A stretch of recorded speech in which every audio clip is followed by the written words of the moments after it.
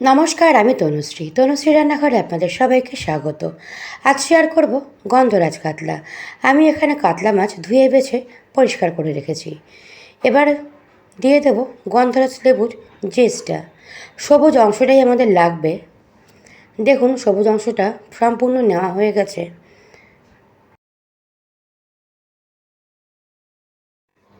সবুজ খোসাটা কাতলা মাছের গায়ে ভালো করে মেখে নিতে হবে। এবার দিয়ে দেব 1 থেকে 1.5 চামচ গন্ধরাজ লেবুর রস। এখানে কিন্তু পাতিলেবু ব্যবহার করা যাবে না, গন্ধরাজ লেবুই ব্যবহার করতে হবে। দিলাম পরিমাণ মতন লবণ। এবার সমস্ত মশলা কাতলা মাছের গায়ে ভালো করে এপিট ওপিট করে মেখে নিতে হবে। আজকের আমার রেসিপি গন্ধরাজ কাতলা। যদি ভালো লাগে ভিডিওটা সম্পূর্ণ দেখে লাইক, শেয়ার, কমেন্ট আর চ্যানেলটাকে সাবস্ক্রাইব করে আমার পাশে থাকার অনুরোধ রইল। দেখুন, সমস্ত মাছ ভালো করে মাখানো হয়ে গেছে। আমি 5 মিনিটের জন্য রেস্টে রেখে দিলাম। এবার একটা মশলা বানিয়ে নেব। প্রথমে নিয়েছি কাঁচা লঙ্কা আর 2 চামচ টক দই আর 5 থেকে 6টা কাজু আর সামান্য একটু সাদা জিরে আর দেব কটা শুকনো লঙ্কা। সমস্ত মশলা ভালো করে একটা ফাইন পেস্ট বানিয়ে নিতে হবে। দেখুন, মশলার ফাইন পেস্ট তৈরি হয়ে গেছে।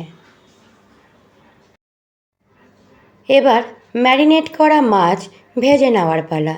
আমি এখানে পরিমাণে সর্ষের তেল নিয়ে নিয়েছি। আপনারা চাইলে রিফাইন তেলেরও ব্যবহার করতে পারেন। দেখুন, সামান্য লবণ দিয়ে দিয়েছি তেলে। তেলটা ভালো করে গরম হয়ে গেছে। এবার সমস্ত মাছ দিয়ে লাল করে ভেজে নেব। আপনারা চাইলে মাছ কমও ভাজতে পারেন।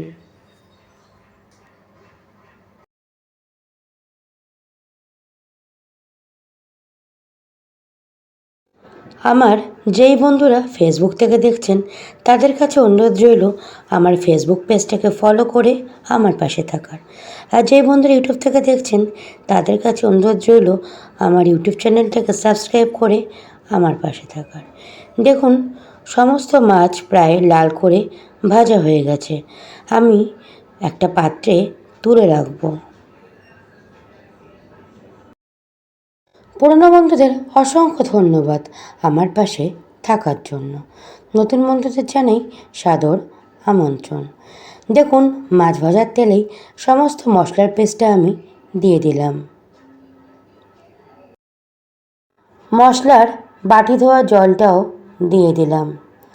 এবার সমস্ত কিছু ভালো করে একবার মিশিয়ে নিতে হবে।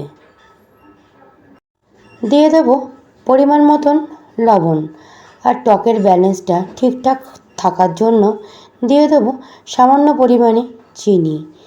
দেখুন, মশলাটা ভালো করে কষিয়ে নেব। আর কষিয়ে নেওয়ার পর তেলটাও ছেড়ে গেছে।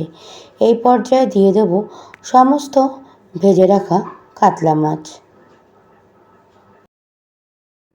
এবার মাছের পিসগুলো এপিট ওপিট করে মশলাতে মাখিয়ে নেব। এবার দিয়ে দেব পরিমাণ মতন জল। খুব বেশি জল দেওয়ার দরকার নেই। এই রেসিপিটা একটু গামাখা হবে। আজকের আমার রেসিপি গন্ধরাজ কাতলা। গরম গরম ভাতের সাথে এই গন্ধরাজ কাতলা খেতে কিন্তু দুর্দান্ত লাগে। আপনারা বাড়িতে একবার ট্রাই করতে পারেন। দেখুন, সমস্ত মাছ একটু উল্টিয়ে পাল্টিয়ে নিলাম। আর একটু উল্টিয়ে পাল্টিয়ে নাড়াচাড়া করে যখনই দেখবো একটু মশলাটা ভারী হয়ে এসছে, গ্যাসের ফ্লেমটা বন্ধ করে দেব। দেখুন, আমি গ্যাসের ফ্লেমটা বন্ধ করে দিয়েছি। গ্যাসের ফ্লেম বন্ধ করে দেওয়ার পর দিয়ে দেব গন্ধরাজ লেবুর রস।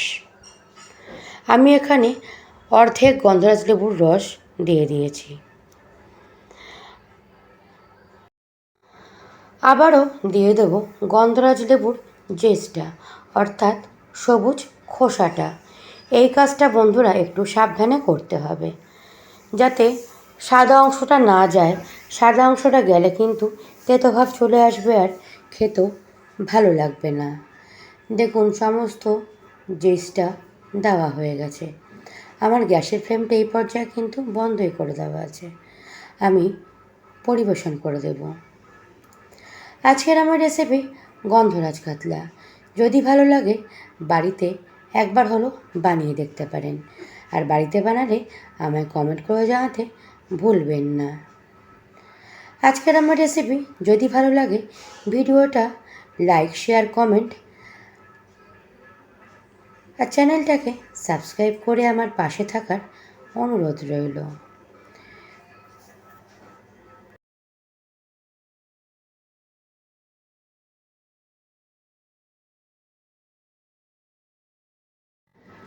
গরম গরম ভাতের সাথে এই রকম দুর্দান্ত স্বাদের যদি গন্ধরাজ কাতলা হয় তাহলে গরম ভাতের সাথে আর কিছুই লাগে না। অনেক বাচ্চারা দেখবেন মাছ খেতে অপছন্দ করে, তাদের যদি এইরকমভাবে মাছের রেসিপি বানিয়ে দেওয়া হয় তারাও দেখবেন অনায়াসে মাছটাও খেয়ে নিচ্ছে। আপনারা সুস্থ থাকবেন আর ভালো থাকবেন। টাটা বন্ধুরা।